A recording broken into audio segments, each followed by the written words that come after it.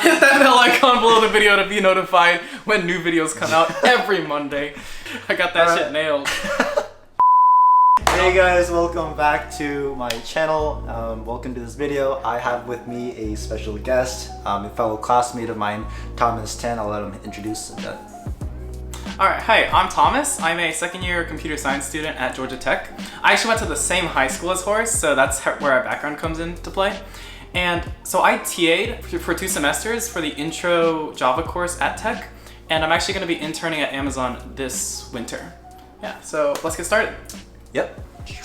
Alright, jumping right into the video topic. So just to give a little bit of background, Thomas and I came from the same high school, and I noticed that he had always had like high performance in high school, but not really like exceedingly well. And I feel like a lot of people also have the same situation where they do well in high school, but then falter a little bit when they come into college. And so that's why I brought Thomas in, because he went from doing well in high school, but then exceedingly well in college. So this video is going to just be his story on how he did it and what he did, and how you guys can also do the same and what to learn from that.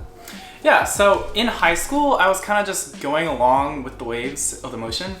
You know, going to class, it was the same time every day. It was an 8 to 3:30 schedule, like every day, every weekday. And so that was very structured. And I just kind of followed it because everyone else was doing it.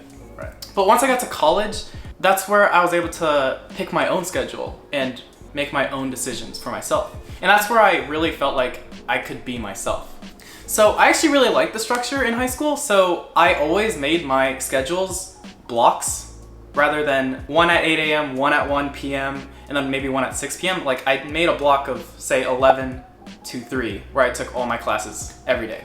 And so that really helped me get into the mindset of this is when I'm going to class, and then afterwards I would take a break, maybe work out with Horace, maybe just hang out with friends to relax, and then go back up at night to maybe go review my materials, do some homework, and then repeat for the next day. So one thing that really changed my mind from high school to college was just the mindset of now I'm in the career world. I can actively look out for, say, internships, researching under professor, going to office hours, because office hours weren't really a thing in high school. And so that really helped me and allowed me to get to know my professors and TAs better. And that establishing those connections was like the first step in making sure I did well in school. Because once I had that connection with my TAs and professors, that influenced me, that motivated me to do better in those classes, to ask more questions, be more engaging, and then looking for those edge cases in scenarios that I might not have thought about before. One thing that I really noticed when Thomas was in class is, and this applied to everyone who knew him in classes, whether it be for TAing or for just taking classes in general, he'd ask a crap ton of questions. Every single class that if he paid attention, he would ask questions. If you don't hear questions from me, that means I wasn't paying attention. The times I was asking questions is when I'm paying attention, obviously. Yeah. And so that brings me to another point, is that sit in the front of the class, say at least the first 3 rows, as much as possible. Even on the times when I'm not paying attention, the fact that I sat in the front motivated me to go to class, because if I were missing, the professor would know. The TAs would know that I'm missing because I was always actively participating in class. And so that was just motivating me to always go in there and never skip. It has a lot to do with external motivation and how you bring others into play to help yourself get motivated. A lot of people just try to find ways and tools that they can motivate themselves, but they don't realize that you can also use other people to help you gain that motivation as well. So that's a really helpful tip. Yeah. No, an important thing is in high school, you're forced to go to class, right? You get punished for not going to class. But in college, a lot of professors don't give a fuck if you actually show up. And so if you're gonna go to class, why sit in the back? Because unless you're actually forced to, let's say that's the only spot left, you're gonna be using your time anyway. You're gonna be using your 50 minutes of class time anyway. So might as well get the most out of that. And so an important thing I do is that I focus a lot during class, so I don't have to focus outside of class. So I just find that the classroom space is a perfect time for me to just focus on the material that's actually being taught, and I review it while it's being taught. So I don't actually have to do as much studying outside of class.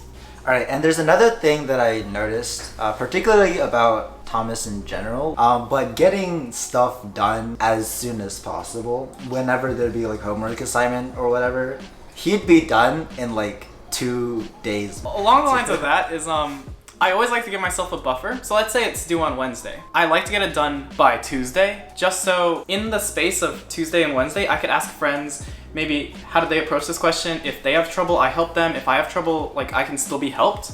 And so I encourage just my friends as well to finish a day early so we can discuss the homeworks. Maybe discuss some edge cases that we haven't thought about yet. And that helps everyone, all my friends. Like it's a collaborative environment where we're all trying to help each other get the highest grades possible. Yes. And so yeah, big tip, finish things early so you can help your friends, which also helps yourself. Yeah, helping, I think he said it really well, that when you help others, it's kind of like that concept of like tutoring and teaching others will also help you as well learn the material even better, because different people, when they look at a problem differently, they find subtle nuances or differences that you might not have caught the first time through. Yeah, for sure. And so as a TA, right? So I TA for the CS 1331 course here. It's the Intro to Object-Oriented Programming in Java. So I've taught this course 2 times now, and being on the other side where I create homeworks, I create exams, and I grade them as well, it helps me when I study for my own exams. Because, see, professors, they don't make entirely new exams. That's so hard. They follow the format of the previous semester's exams. So if a professor gives you a practice exam, look at it very vigorously, and then think about alternative questions that the professor could come up with, or the TAs could come up with. And that's actually how I studied the best, is by thinking of alternative examples. Because that's actually what professors do to create exams. Right, they just change a few numbers here or there, or they change the word. Say like, a question is, what does abstraction mean?